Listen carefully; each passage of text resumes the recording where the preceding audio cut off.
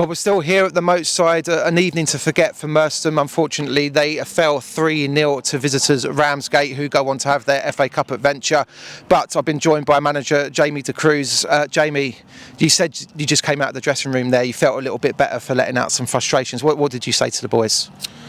Well, I told them that our season won't be defined by playing Ramsgate. They're obviously a really good side. You don't make the second round of the FA Cup by not being a good side, and they showed that today. I think my frustrations come with more how we conceded the first couple of goals.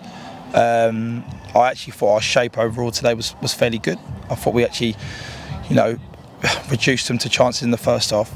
We can't give away the goals we did in the first half, which for me are completely avoidable. And that's not digging out anyone personally, but they're poor individual mistakes.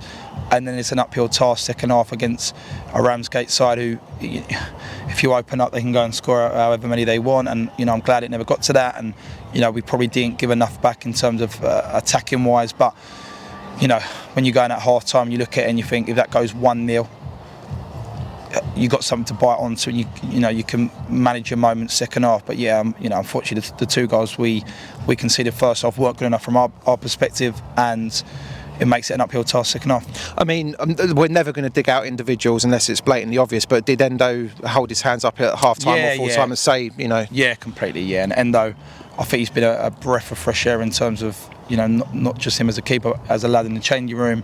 He has without a doubt won us points this year, so there's no bad feelings. He was the first to put his hand up. Endo's a young keeper. I think what he's got to do is learn from any mistakes he does make, and I believe he will. Just a little bit character-like for Endo to, the first one I thought he'd just come and claim it. Maybe I'm being harsh. I'm not a goalie coach, but I thought he could come and claim it, and it relieves a little bit of pressure. But they're the small margins we're talking about. So I think they cut us open first half. Not really. Thought shape was good. Thought we were good on turnovers in terms of trying to play through, and we went through 2 or 3 times within the first 10 minutes. Lorenzo got down the sides twice, and we had the one which was flushed across goal. We had the header from the set piece. But when you concede goals, you then give a team like Ramsgate all the ascendancy to then go on and control the game, which is what they've done. Yeah, I think in the first half, once the first goal went in, you could see the ascendancy was with Ramsgate. I think if there was a possession stat, it probably shows 75% to them.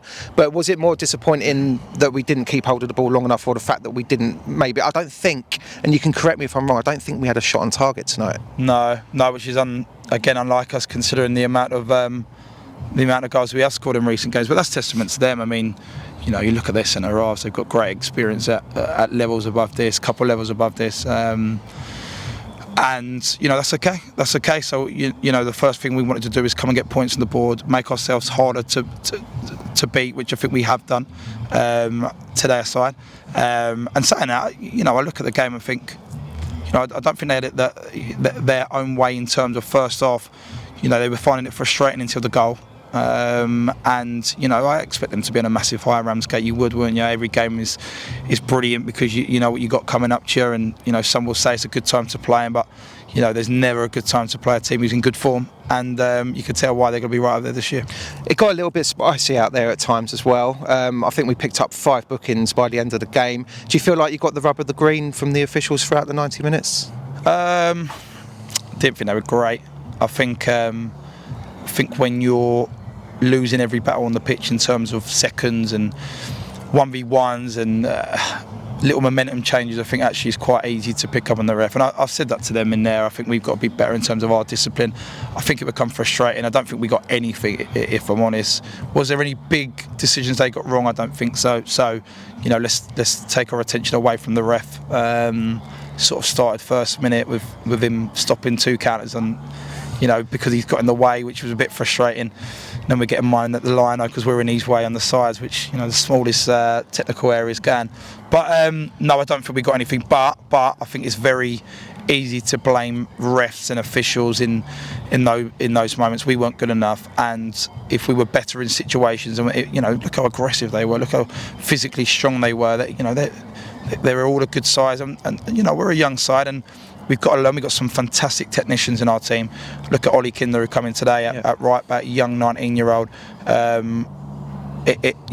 he was up for a battle, and he won some good tackles, and we just got to be better around the pitch in those moments, I think. Yeah, I was going to mention Oliver. Can you just explain why you've got him, what he's going to bring to the side, and also there was another young lad, the guy from Leatherhead, Junior. Yeah, so funny enough, I had Ollie as a 15-year-old playing up in our under 18s. He then got signed.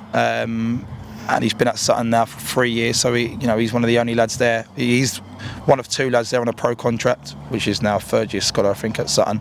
But very good player, Ollie. He's always played above, so he's got that experience of being in, more experienced football. I think that's a good way of saying it. So yeah, Ollie, really, really good defender. There's a great tenacity about him, but he's also very good on the ball. So I think Ollie will be, a really good player in that role. And I thought he'd done okay today against, we threw him a little bit in the deep end, but I thought he'd done okay overall against, in contrast, a player who has played in the Premiership. So, that's where we're at. Yeah, absolutely. A first home defeat for yourself and the management team, but we're back here again on Saturday, so a quick turnaround and we can put things right again. How are you feeling about that game? Yeah, I mean, obviously they got a result against Hornding over the weekend, so they'll be buoyant. But, we know where we're at, and we know the teams we've got to be competitive against. We've got to try and take points out, and it's been brilliant at home. Really, really good at home. 2 wins against 2 good sides. So we couldn't have started any better at home. The fact that it's been a little bit of a one game on and a week off means we haven't really been able to build as much momentum as maybe we would have liked to. But that's okay. And we're now 4 games in, 2 wins, 2 losses. Would I have took that prior to coming in? Yes, because I know that. We're trying to do a pre-season within a season. We're trying to get players fitter. We're going to try. We've got to try and get new players in who understand what we want to do, and that isn't going to happen overnight. We've got some early points on the board, which was vital for us. But we don't want to stand still. We want to kick on. We want to be more competitive in games like today. I'm not saying we're going to beat teams like Ramsgate straight away because, I think I'm not a betting man, but I think the odds on Ramsgate beating us today would have been, fairly slim. So we've just got to concentrate on what we've got to do, getting more points on the board. I think a win today would have took us 12 with games in hand around us. That's brilliant. That's fantastic. That's where we want to be. We want to be consolidating. We want to be middle of the road, and it gives us something to build on. Excellent. Well, Jamie, thank you for joining us. And just finally, one personal bit of news. You've had tonight to worry about. You're looking still pretty fresh face, even though you've had a new arrival over the weekend as well. Congratulations on baby Olivia. Yeah. Grandparents to thank for not looking too tired today. They've been on 24-hour duty, which has helped. But I was still allowed to Chichester on Saturday, despite Olivia being born at 5 a.m. But I'm glad it was called off in the end. And football is definitely my release at the moment with 2 young ones at home. So brilliant. And by the way, thank you to the club. I put it on social media, but they very kindly sent us some flowers and a teddy and some chocolates, which was for me epitomises the welcome we've had at the club. They've been unbelievable, and we want to reward them as well as we can. I hope Amy had all the chocolates and you didn't have any of them. No chocolates. Jay, thanks very much, mate. Thank you, mate. Cheers, Jay. Unlucky tonight.